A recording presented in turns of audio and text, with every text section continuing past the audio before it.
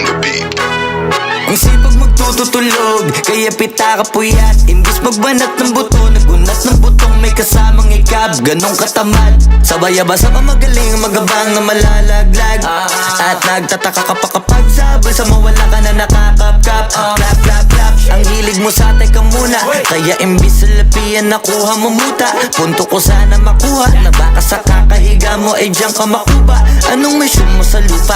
Magpatigas ng batuta, paramihin ang populasyon. Ganyan ba talaga pag walang ambisyong mataas? Di nalulula, buti patupa, napapastol.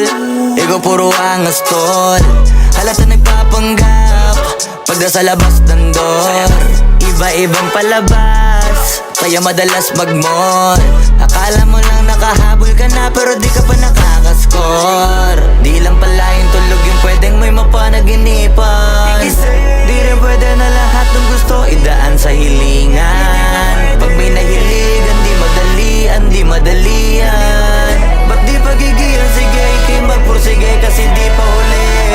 Pero sa'yo yan nakadepende, di yun nakabase ka sa swerte. Di laging pa pwede na, yung pwede lang kung pwede nga. Isipin na walang bagay na hindi pwede. Siyempre, di araw-araw abet, di 5 na Disyembre. Darating at darating ang peste, yan ang dapat mong pagandaan. Kasi buti pa yung leche, plano may plano kahit leche. Akala ko ayaw mo ng dilata, pero lagi ka nakahilata. Kala ko ayaw mo tumunganga, pero inuuna mo bunganga. Kala ko gusto mo ng biyaya, pero lagi ka nakatihaya.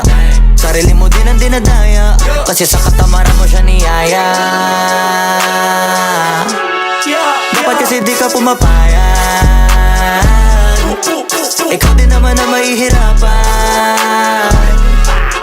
Tsaka ikaw din namang hihinayang sa masasayang. Hoy batugan, di ka pa mayaman, wala ka pang matabang wallet. Bakit di ka makabangon? Baka bakal na mukha mo tapos unan mo naman magnet. Pahiga-higa lang sa higa, ang kala mabiyaya sa iyo ang kusang lalapit. Iba ka hanip, di nagpapanik. Sanay ka bang walang budget o sadyang wala ka lang target? Yung iba namang mga tamad ay meron din kakaibang mindset. Kaso lang hindi natin alam kung utak ba talaga nila ang ginagamit o gumagamit. Pag walang wala at pagkakailanganin sa patalim kumakapit. Pag walang arip, sige ang dali, sige ituloy mo pa pare hanggat hindi ka pa sumasabi. Sana malabanan mo sarili mo na sana'y na puro kahingi. Alam mo naman siguro sa sarili mong hindi yan nakakabilib. Tapos siya pa yung galit sa'yo sa pilitan. Yun naman ang di ko maintindihan. Tipong imposible hindi mo din kainisan. Kahit pa ulit-ulit mo pasigihan, mali ka na kahit na isang beses mo lang hindian. Sa mga naririnig mo sana nakatuto ka para matuto ka ng sira ulo ka.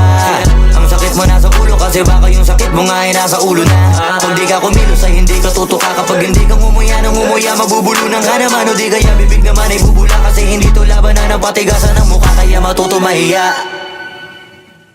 Ang sipag magtututulog, kaya pita ka puyat. Imbis magbanat ng buto, nagunat ng butong may kasamang ikab. Ganong katamad, sabay-abasa pa magaling, magabang na malalaglag. At nagtataka ka pa kapag sabay sa mawala ka na nakakapkap. Clap, clap, clap, ang hilig mo sa teka muna. Kaya imbis sa lapian nakuha mo muta. Punto ko sana makuha, na baka sa kakahiga mo ay diyan ka makuba. Anong mission mo sa lupa?